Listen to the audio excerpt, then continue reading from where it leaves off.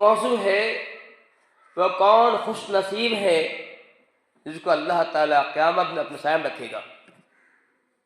وہ کون لوگ خوش بخت ہیں جنہیں اللہ تعالیٰ کا سایہ نصیب ہوگا۔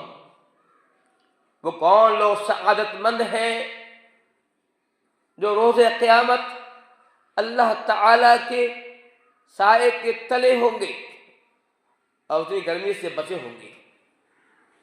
قیامت کا دن جو بہت ہی ہولناک، بہت ہی دردناک، بہت ہی سخت دن ہے۔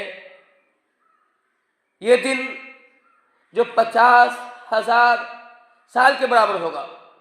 ایک دن جو ہوگا 50,000 سنہ، جو 50,000 سال کے برابر ہوگا، اس دن لوگوں کا حال بہت ہی برا ہوگا۔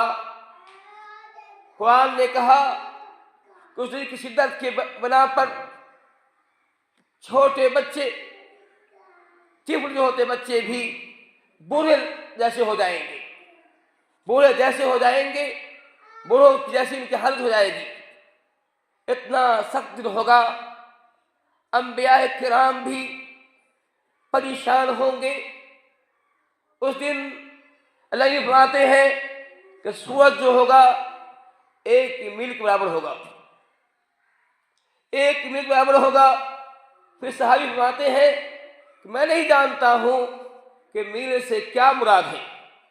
میل سے آیا وہ میل مراد ہے جس سے زمین کی پیمائش کرتے ہیں، یعنی زمین جو ناپتے ہیں اس میں جو 1 میل ہوا کرتا ہے وہ مراد ہے، یا پھر وہ میل جو اس سے سما لگاتے ہیں۔ عربی میں جس چیز سے سما لگایا جاتا ہے اس کو بھی میل کہا جاتا ہے۔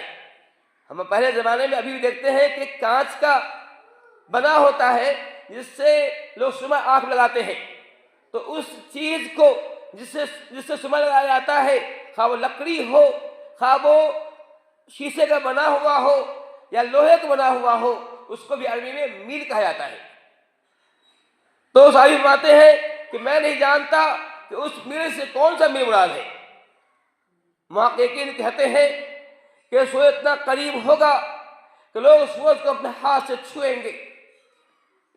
اندازہ کیجئے جب سورج اتنا قریب ہوگا تو گرمی کا کیا حال ہوگا، دھوپ کا کیا حال ہوگا، تماشت کا کیا حال ہوگا، لوگ کیسے وہاں رہ پائیں گے۔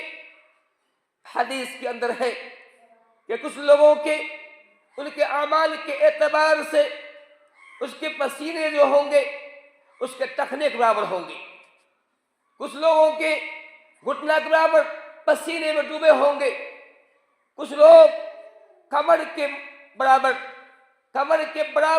پسینے میں ڈوبے ہوں گے، کچھ لوگ اپنے چھاتی کے برابر پسینے میں ڈوبے ہوں گے، اور کچھ لوگ ایسے بدبخت ہوں گے جو پسینے میں ڈوبے ہوں گے، یعنی کہ کان کے جو لو آتا ہے، لو تک جو، یا پھر ہم اس کو گھوڑا کو جہاں باندھا جاتا ہے کہ لگام تک یہ پسینہ ہوگا، لوگ پسینے میں ڈوبے ہوں گے۔ بلکہ حدیث میں آیا ہے کہ کسی کے ناک تک پسینہ ہوگا، پسینے میں ڈوبے ہوں گے۔ اتنا سخت ہوگا۔ یوم یقوم اللہ رب العالمین، یہ وہ دن ہوگا جس دن آدمی اللہ کے سامنے پیش کیا جائے گا، اللہ کے سامنے کھڑا ہوگا۔ اس دن لوگوں کی یہ حالت ہوگی، لوگ پریشان حال ہوں گے، بالکل اپنے اعمال کے اعتبار سے۔ اللہ فرماتے ہیں اس دن لا ظل الا ظلہ، یہ وہ دن ہوگا جس میں کوئی سایہ نہیں ہوگا، کوئی پیڑ نہیں ہوگا جہاں لوگ سایہ حاصل کر سکے، کوئی عمارت نہ ہوگی جہاں لوگ جا کر ٹھہر سکے اور دھوپ کی گرمی سے بچ سکے، کوئی بلڈنگ نہیں ہوگی جس کے نیچے لوگ جو ہے نیچے لوگ بیٹھ سکے، یا کوئی اونچا پہاڑ نہ ہوگا جس کے سائے میں لوگ بیٹھ سکے، کوئی سایہ نہیں ہوگا۔